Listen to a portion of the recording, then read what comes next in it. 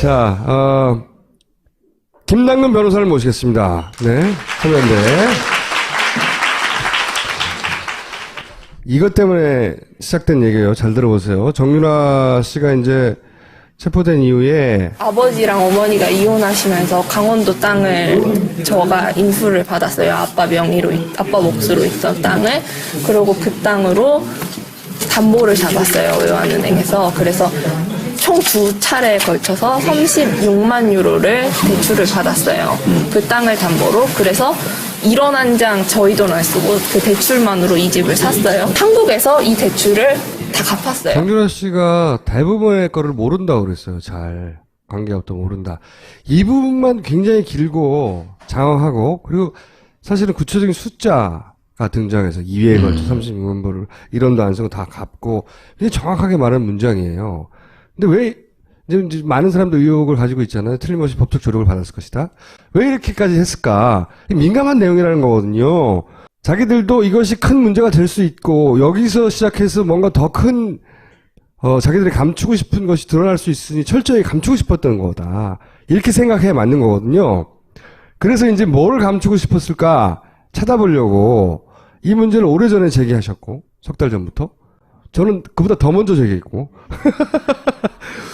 요 앞에 이상한 지점을 간단하게 정리하면, 돈을 아버지부터 물려받은 땅을 팔아가지고 그 땅 판 돈으로 독일에 집 샀다는 거예요. 간단하게 말하면. 그럼 보통은 어떻게 하느냐. 땅 팔아서 그 돈을 독일로 송금해가지고 거기서 땅 사면 되잖아요.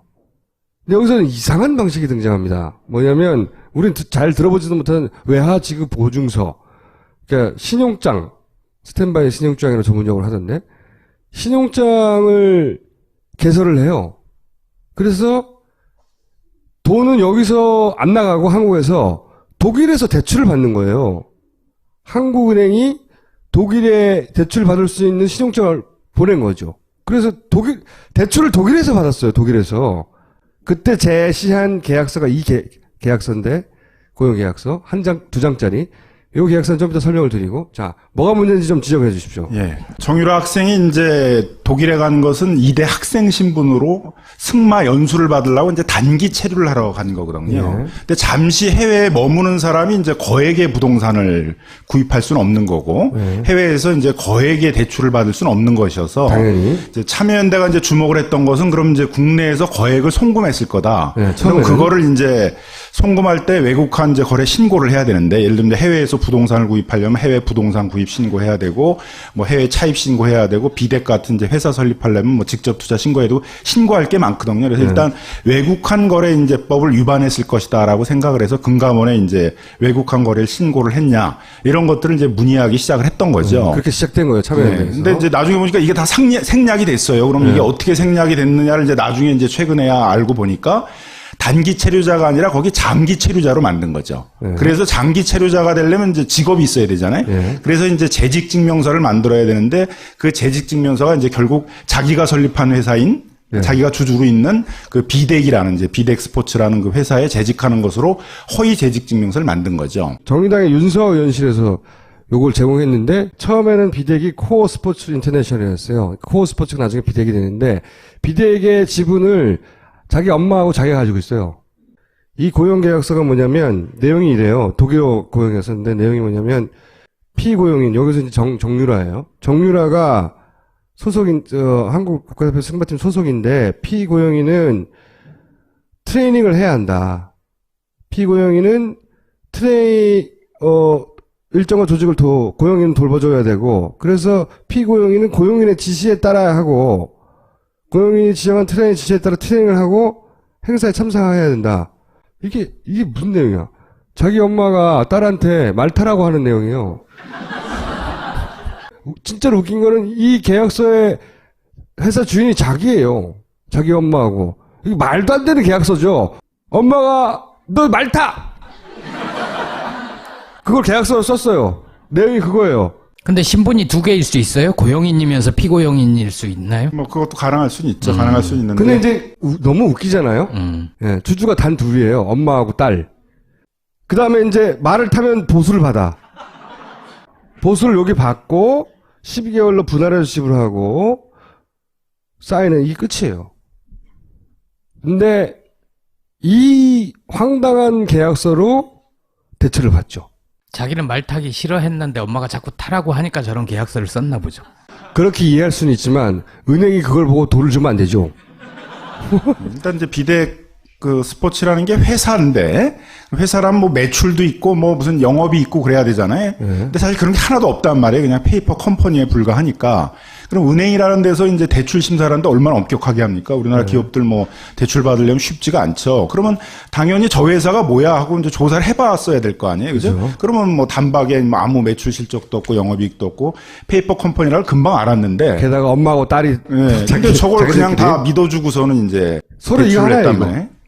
근데 이제 저 서류만 갖고는 사실은 해외에서 대출을 받을 수는 없고, 네. 그럼 이제 장기 체류자니까 고용 허가서 이런 게 있어야 되잖아요. 우리나라도 마찬가지로 외국인이 와서 직업을 얻으려면 고용 허가서가 있어야 되는 것처럼 그런 이제 독일이 발행하는 노동 허가서도 있어야 되고 체류 허가서도 있어야 되고 그러는데 그런 서류를 하나도 갖출 수가 없잖아요. 그렇죠. 러니까 이제 그런 서류를 하나도 갖추지 못했는데도 대출이 나갔다 이거죠. 네. 그래서 이제 그럼 이게 어떻게 해서 이렇게 대출이 나갈 수가 있느냐? 뭘 봐냐면 이제 신용장을 발급받은 거예요. 뭐 잘 아시겠지만 신용장이란 보통 무역 거래할 때 발급받는 거거든요. 그래서 그 신용장을 이제 은행이 외화 지급 보증을 하는 이제 신용장을 발급받아서 그걸 가지고 가서 이제 독일에 가서 대출을 받는 그런 식을 취한 거죠. 그러니까 기업들이 보통 이제 해외에 있는 지사들이 대출 받게 할 때 쓰는 방식들인데 그 방식을 쓴 거죠. 네. 그러니까 이제 송금이라는 외국환의 송금이라는 절차가 싹 생략되니까 외국환 거래 신고 이런 게 이제 없게 됐던 한국에서 거죠. 돈 빠져나가는 게 안 나오는 거예요. 한마디로 말하면. 이 사람은 그냥 독일에서 대출을 받은 거죠. 근데 그게 엄청나게 어렵고, 그리고 하더라도 그 말씀하신 대로 무역회사들이 받는 거잖아요. 무역회사들이 현지에서 뭐 돈을 조달한다든가 그러기 위해서 받는 신용장인데 이걸 19살짜리가 이거 한 장 달랑 내고 받았다는 거예요. 말이 안 되는 거죠. 그 제도 자체가 불법이 아니라 그런 건 있어요. 그리고 이제 그 은행의 변명은 이건 기업만 받는 게 아니라 개인도 받는다. 일부 한 10% 정도는 개인도 받았다라고 했거든요. 거기에 대해서 설명해 주세요. 그래서 이제 11% 정도는 개인도 받은 게 있다 그러는데 그 11%는 이제 대부분 그 무역회사라는 기업의 임원들이나 이런 분들이 받는 거죠. 근데 19살의 학생이 소득도 없고 그동안 무슨 그 금융거래를 했던 신용의 어떤 거래 실적 같은 게 아무것도 없는데 그런 학생한테 발급받을 수 있는 건 없거든요. 근데 이게 우리나라에서는 이게 어디로 흘러갔냐면 이 대출을 승인해 준 독일의 지점장이 한국에 돌아와서 급속히 승진을 했다. 이런 식으로 흘러갔어, 얘기가. 근데 뭐 그게 뭐 은행 쪽에서는 당연히 인정할 수 없으니까 그 그건 은행 이름 정상적인 얘기하면 안 되는 거예요? 하나은행. 네. 외환은행 그러니까 합병되기 전에 외환은행에서 이제 대출받았고 지금은 합병됐죠. 근데 저는 그건 곁가지고 그 한 개인이 이런 걸 다 했을 거라고는 막 상상도 안 되고 제가 보기엔 그건 일을 옆에서 도와준 사람인 것 같고 그게 가능하도록 만든 구조가 있을 것이다. 힘이, 권력이. 그걸 이제 찾고자 계속 들여다본 거죠. 그래서 결국 이제 지점 차원에서 저렇게 할 수는 없는 거고, 네. 독일 이제 해외 법인 지사 차원에서 할 수는 없는 거니까, 결국 본사에 이제 지시라든가 이제 본사에 요청이 있으니까 지점장도 한 게 아니겠는가 이제 생각이 든다는 것이고요. 네. 그래서 하나은행 이제 본사 차원에서 어떤 이제 이 부분에 대해서 관여나 지시가 있었느냐, 이제 이 부분을 좀 밝혔으면 좋겠다는 것이고, 그걸 이제 금감원이 조사를 해가지고 밝혀달라는 것들을 이제 계속 요구를 하고 있는 것입니다. 네. 그런데 이제 이 회사가 왜 세워졌냐면 삼성한테서 돈 받으려고 세운 회사거든요. 지금까지 계속 나오는 220억짜리 무슨 컨설팅 계약을 맺었다 어쩌고 하는 게 이 회사인 거예요. 이 회사.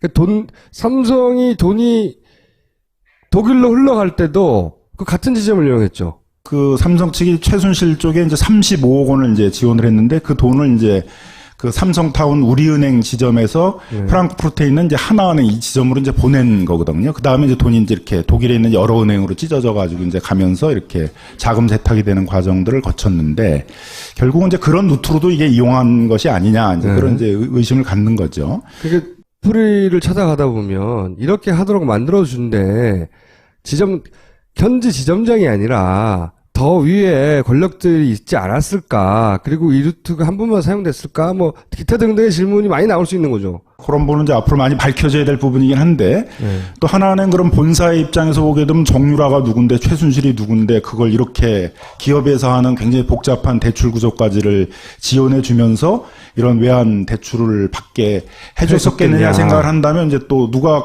하나은행 본사 측에다가 이런 대출을 해달라고 요청을 한 게 아니냐. 정유라가 누구라고 이걸 다 봐줬겠어요. 그럼 봐줄 만한 사람이 그 은행에 있다기보다는 그 은행더러 그 사람들을 봐주라고 말했을 사람이 있었을 거 아니에요. 그 이유가 존재했을 것이고. 그러니까 지금까지 한 번도 밝혀지지 않은 어쩌면은 뭐 청와대, 삼성 이렇게 연결되는 어떤 고리가 있지 않을까? 라고 생각하게 될 수밖에 없는 거죠. 정유라의 그 해명의 네. 문제 중에 하나가 드러난 거잖아요. 그렇죠. 그 외에도 지금 해명했던 것들이 하나하나 깨지고 있어요. 해명은 아니 기본적으로 다 말이 안 돼요. 그러니까 개뻥이라 치고 개뻥이지. 일단 자기는 학점이 왜 나왔는지 모른다. 말도 안 되는 거지. 근데 이대 교수들 6명이 따로 학장실에 모여서 정유라한테 학점 잘 받는 법 이걸 강의를 했다는 거 아니에요? 자기 워딩으로 치면 자기는 이미 자퇴서를 제출했고 자기는 제적될 줄 알았는데 어느 날 봤더니 점수가 나왔다는 거 아니에요. 자기 해명 내용이 그거란 말이죠.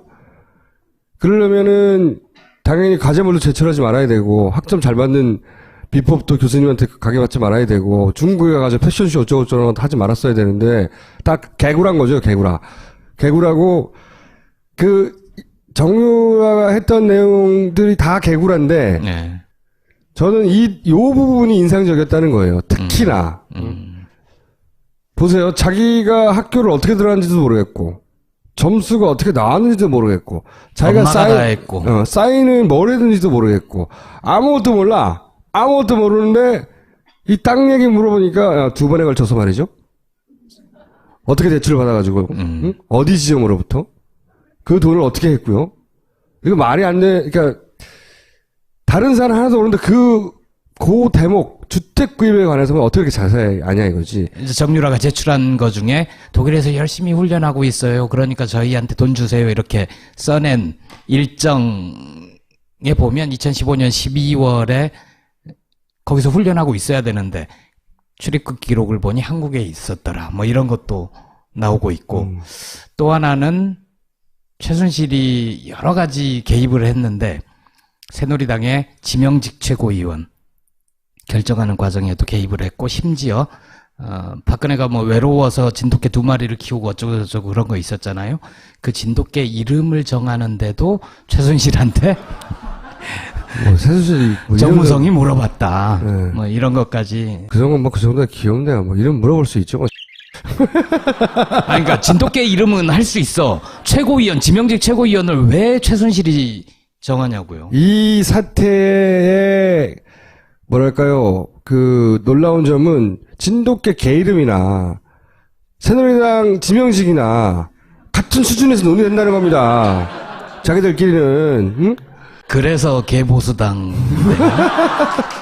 그래서 이제 계속 추적이 필요한 이제 부분이라고 생각이 드는데요. 뭐 아무튼 정상적으로는 이루어질 수 없는 부분들을 본사에 아마 요청에 의해서 한 게 아닌가 생각이 들고 본사에 누군가가 그런 걸 요청했을 텐데 이제 그 지점서부터는 이제 은행으로부터 이제 의무가 없는 일을 이제 하게 만든 거니까 그게 이제 요즘 많이 나오고 있는 소위 이제 직권남용죄라는 이제 그런 범죄의 문제가 될 수 있는 것이고요. 근데 여기 금감원에서는 이제 초기에 문제 없다고 이런 형식의 대출이 존재하고 그런 식으로 받은 개인이 존재하고 그리고 특별한 이자도 아니라고 판단되어서 종결했다. 이게 사건 초기에 나온 금감원의 결론이에요.